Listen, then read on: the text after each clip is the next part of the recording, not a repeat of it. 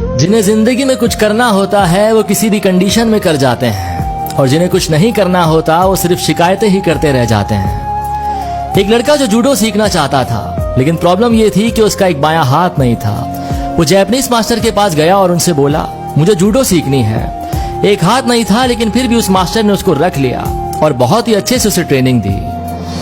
कुछ ही दिन बाद उसे रियलाइज हुआ कि वो हर दिन सिर्फ एक ही मूव सीख रहा है। तो उसने मास्टर से पूछा कि मैं बाकी के मूव्स कब सीखूंगा। तो मास्टर ने कहा, आप सिर्फ इसी पर ध्यान दो और प्रैक्टिस में लगे रहो। अब कंपटीशन आया तो मास्टर उसे लेकर गए। तो पहली जो फाइट थी बड़ी आसानी से वो जीत गया। उसके बाद दूसरी फाइट हुई तो उसको भी बड़ी आसानी से वो जीत गया। तीसरी फाइट हुई तो थोड़ा सा टफ था, जो सामने वाला ओपोनेंट था, लेकिन फिर भी वो उस फाइट को जीत गया। उसके बाद जब वो फाइनल में पहुंचा तो फाइनल में जो ओपोनेंट था बहुत ही मंजा हुआ खिलाड़ी था। जैसे ही फाइट स्टार्ट हुई तो इजीली उसे हरा रहा था।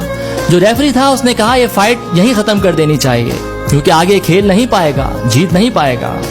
जो कोच था उसने कहा, थोड़ा वेट करो और देखो कि क्या होता है। अब जो फाइट स्टार्ट हुई तो उसने वही मूव लिया और बड़ी आसानी से उसको पटक कर हरा दिया। बहुत खुश हुआ टूर्नामेंट जीतकर, लेकिन कहीं ना कहीं कंफ्यूज भी था कि मैंने एक ही मूव में इतने बड़े खिलाड़ी को कैसे हरा दिया।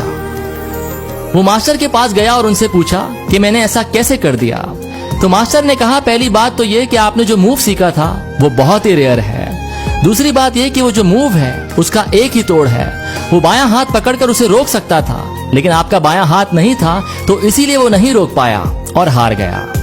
तो ये कहानी हमें बताती है कि जो हमारी कमियां हैं उन्हें हमें अपनी स्ट्रेंथ बनाना है, और जो हमें नाकाम देखना चाहते हैं उन्हें कुछ करके दिखाना है।